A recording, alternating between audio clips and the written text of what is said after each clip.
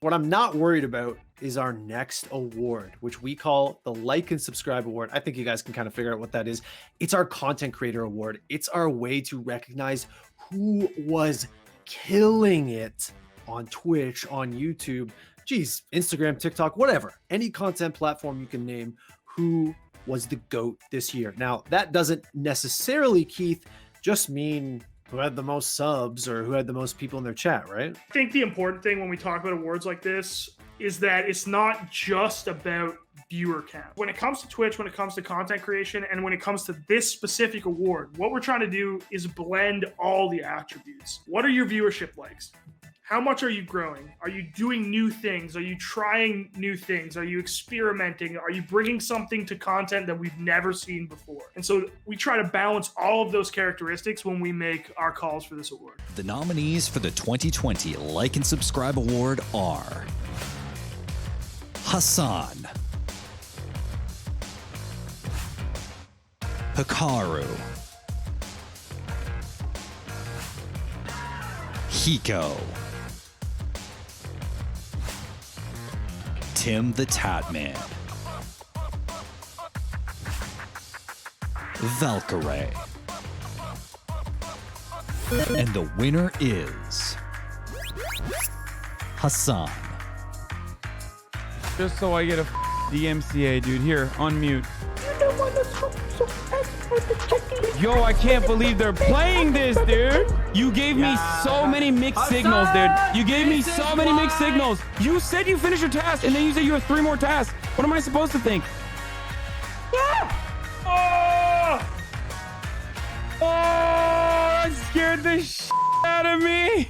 I'm going to let Keith talk about Hasan in a minute, but before we do, let's give some love to our nominees. And I'll start this one off, guys, because Hikaru was somebody that I pitched really hard. And the reason that I did is because chess, you know, that game that's thousands of years old in one form or another, really had a moment on Twitch in the summer.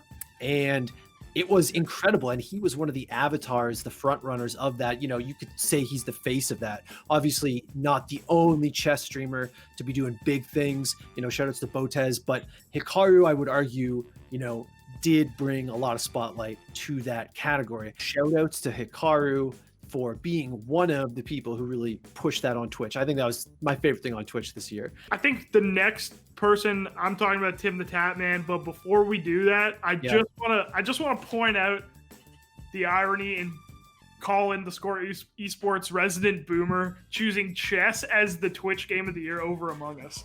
There's like sweet romance going on. I just think chess was a lot more fun than Among Us. I'm not saying it was bigger or whatever. I couldn't possibly say that. I'm just saying for me, I had a lot of fun watching chess content on Twitch. I mean, XQC, you know, with his like wooden shield tactics, like playing chess, was the most fun shit, dude. Like, to me, that's better than Among Us. I'm sorry, I'm a boom. You know who else was huge in 2020?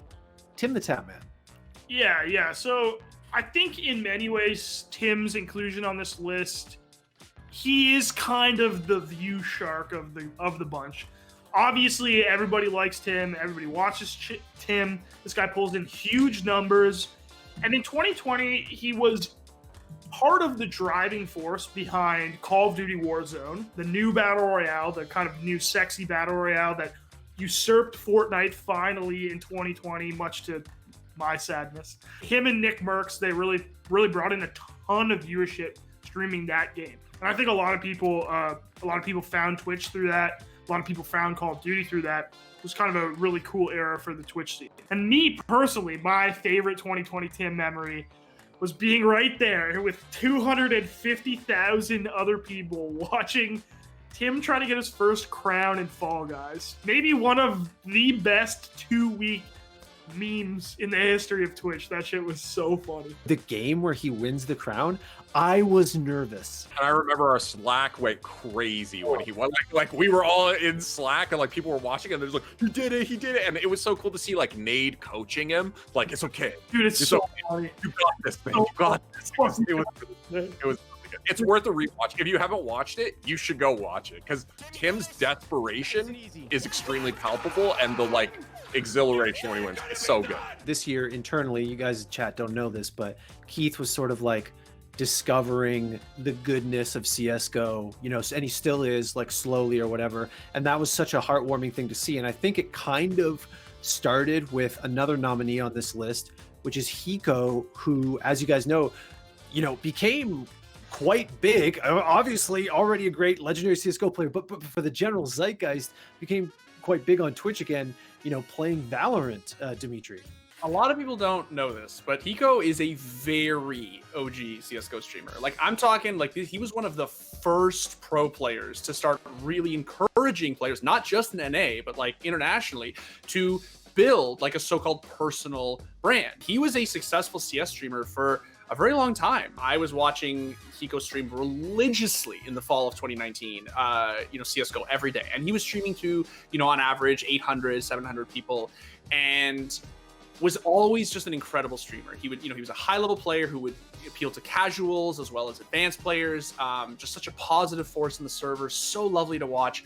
But not a lot of people watched him because he was playing CS. And then Valorant came out. And of course, like a lot of these CS players, he flung to it immediately. Needless to say, in the span of 4 months, he went from 800 average viewers to 18,000. I would summarize it by saying that I think 2020 is the year that Hiko finally became the streamer that, he always should have been. The one that he was destined to be, over and above the obviously competitive achievements that he's getting on 100 Thieves now. Just as a streamer, I think that he's finally getting his. Stan Hiko, but you know what? Stan Valkyrae, because Josh, she has opened my eyes, honestly, to what successful streaming on YouTube is. I mean, I think you hit the nail on the head that there before Valkyrae, there was some question as to why YouTube wasn't as big a streaming service as it certainly had the potential to be. And in some ways, I think it may be unfair to say that, because like I alluded to earlier, YouTube is actually very popular in many parts of the world where streaming on Twitch, because of servers or a lack thereof, obviously, is not really that possible. But Valkyrae really had a massive year. Honestly, for her, this is an incredible breakout year. YouTube showed itself to be a very viable platform if you want to make it your primary platform. She's done that. Now, all these content creators are great. They all had their moments, no doubt.